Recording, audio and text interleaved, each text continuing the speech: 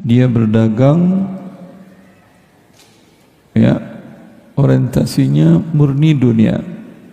Secara hitungan dunia, kalau produknya tidak bagus, dia jelaskan cacatnya, tentu ini sebuah kerugian. Udah disembunyiin aja masih belum untung, kata dia. Udah nipu aja masih rugi, apalagi jujur. Ini orang yang tujuannya adalah dunia. Apa yang dijanjikan oleh Nabi SAW? Allah berikan kemiskinan ada di antara dua matanya.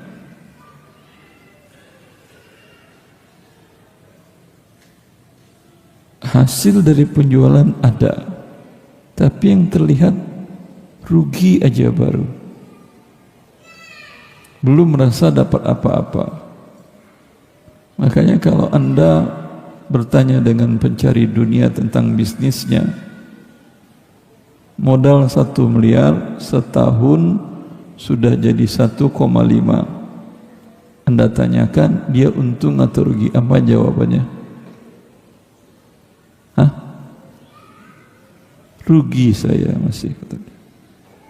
Karena proyeksinya 2 miliar. Padahal dia hakikatnya untung atau rugi? Untung dia 0,5 miliar. Tapi proyeksinya 2 miliar. Maka bagi dia rugi dia 0,5 miliar. Ini orang yang Allah jadikan kerugian di antara matanya. Wa farraqallahu syamlahu. Hal-hal yang menjadi mendekatkan dia akan dicerai-beraikan oleh Allah. Anak, istri dan lain-lainnya tidak menjadi bahagia. Dan sudah rugi seperti itu, dia tidak akan dapatkan kecuali yang sudah Allah tentukan. Jangan Anda pikir kalau dengan menipu Anda bisa untung besar. Tidak akan ada itu ceritanya. Kalau dengan Anda oplos barangan Anda untungnya besar. Ya. Kalau saya jual barang sesuai dengan speknya, untung 10%, saya campur barang lain lebih murah, saya oplos sehingga bisa saya untung menjadi 50%. Betulkah itu dia dapatkan? Apa yang sudah Allah tentukan tidak akan merubah. Untung 20%, 20%. Lah tadi uangnya bertambah 50%. Anda akan lihat sebentar lagi yang 30%-nya dan bahkan jangan 30%-nya. Semuanya tidak ada lagi pelanggannya.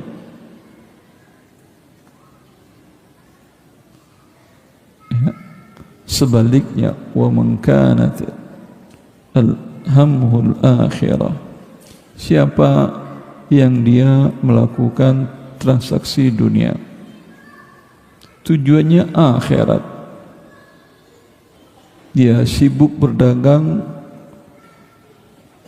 untuk menafkahi diri dan anak istrinya yang diperintahkan oleh Allah Jalla fi'ula,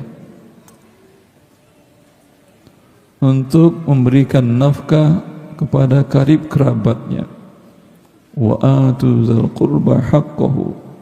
Allah perintahkan untuk memberikan nafkah kepada karib kerabatnya. Dia tetap juga berdagang ketika ada produknya yang rusak atau ada ide-ide liar untuk menipu dalam berdagangnya dengan mencampurkan hal-hal yang tidak dihalalkan oleh syariat. Dia akan tolak karena tujuannya adalah akhirat. Ada usulan dari tim marketingnya, semua orang iklan barang pakai cewek cantik dan pakai musik, mas.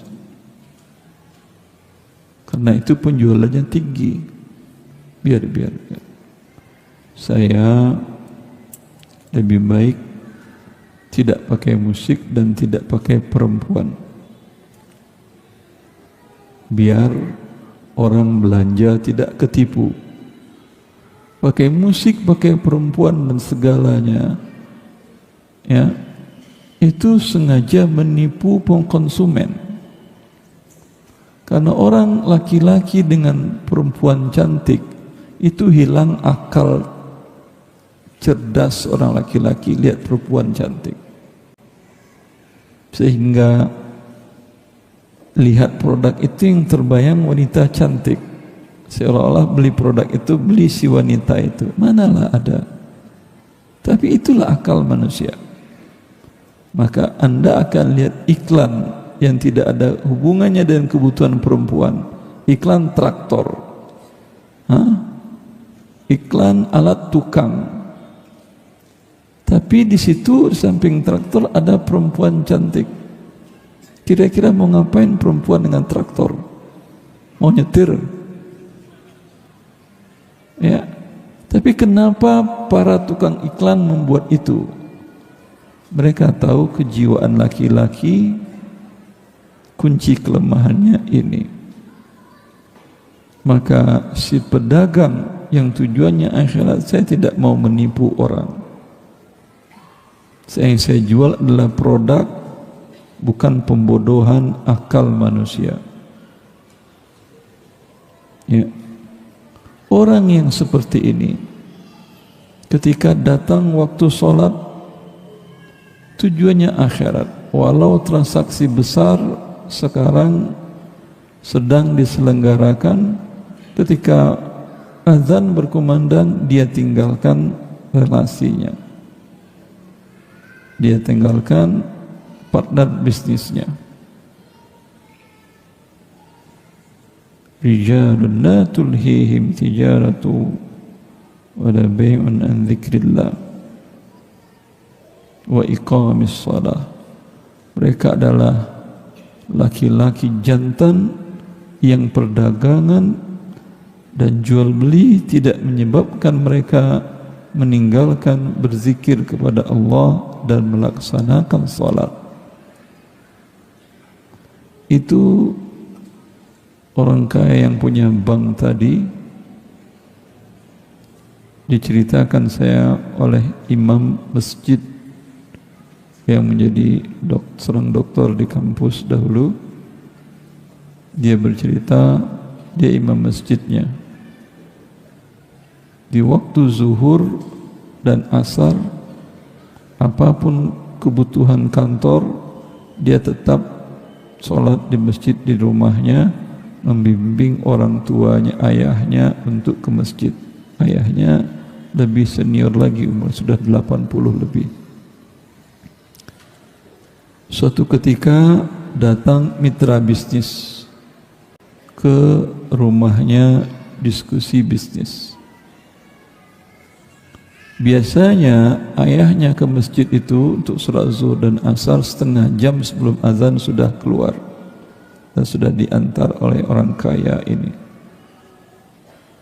Kali ini waktunya sudah mau setengah jam lewat, si anak gak keluar-keluar. Dia lihat anaknya sedang asik berbicara dengan mitra bisnisnya. Ayahnya pelan-pelan keluar pakai tongkat. Si anak sadar ini waktu ngantar ayah. Dia lihat ke belakang, ayah sudah tidak ada. Lihat ayahnya berjalan di depan rumah. Itu mitra bisnis tanpa bapak ibu dia tinggalkan. Dia tuntun ayahnya ke masjid dan nungguin ayahnya sampai sholat selesai. Mitra bisnis urusan dia. Ya. Ini dia orang yang hamhul akhirah. Apa yang dijanjikan oleh Allah dari sabda dari mulut Nabi-Nya Muhammad sallallahu alaihi wasallam.